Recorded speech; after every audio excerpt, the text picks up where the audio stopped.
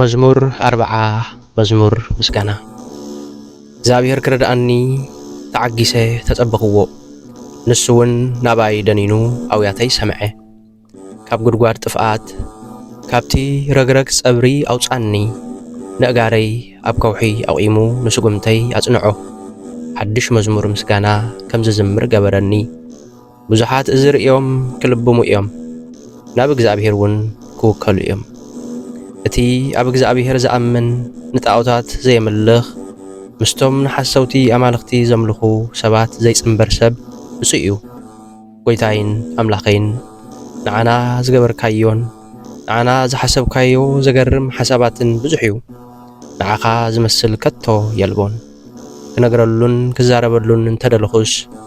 ምቁጻሩ ዘይከኣል ብዙሕ እዩ ንመስዋዕትን መባእን ባህጉ የብልካን መስዋዕት ምሕራርን ኣብ ክንዲ ሓጢአት ዝቐርብ መስዋዕትን ኣይትደልን ኢኻ ንዓይ ግና ክሰምዕ ኣእዛነይ ከፈትካለይ ሽዑ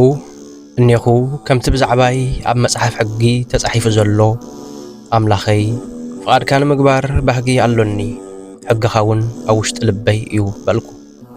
ብጽድቅኻ ከም እተድሕነና ኣብቲ ጉባኤ ህዝብኻ ኣበሰርኩ እንሆ ጐይታይ ከናፈረይ ከም ዘይዓጸኹ ንስኻ ትፈልጥ ኢኻ ነቲ ናይ ምድሓን ብስራት ኣብ ውሽጢ ልበይ ኣይሓባእኩዎን እሙን ምዃንካን ምድሓንካን ነገርኩ ምሕረትካን ሓቅኻን ኣበሰርኩ እምበር ኣብቲ ዓብዪ ጉባኤ ህዝብኻ ስቕ ኣይበልኩን ጐይታዬ ንስኻ ምሕረትካ ኣይትኸልኣኒ ፍቕርኻን ሓቅኻን ኣዘውቲረን ይሓልዋኒ ረድኤት ንምርካብ ዝግበር ጸሎት ቁጽሪ ዘይብሉ መከራ ከበበኒ መርኣይ ክሳዕ ዝስእን በደለይ ኣርከበኒ ካብ ጸጉር ርእሰይ ስለ ዝበዝሕ ልበይ ጠሊምኒ እኔኹ ወእግዚአብሔር ኣናግፈኒ ጐይታዬ ንምርዳእይ ቀልጥፍ ንነፍሰይ ከጥፍእዋ ዝደልዩ ኩሎም ፈጺሞም ይሕፈሩን ይነውሩን እቶም ብመከራይ ዝሕጐሱ ንድሕሪት ይመለሱን ይሕፈሩን እቶም ኣሰይ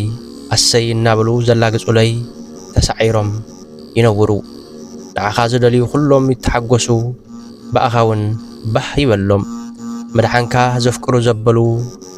ከየብክሩ እግዚአብሔር ዓብዪ እዩ ይበሉ እግዚአብሔር ኣነ ሽጉርን መስኪንን እየ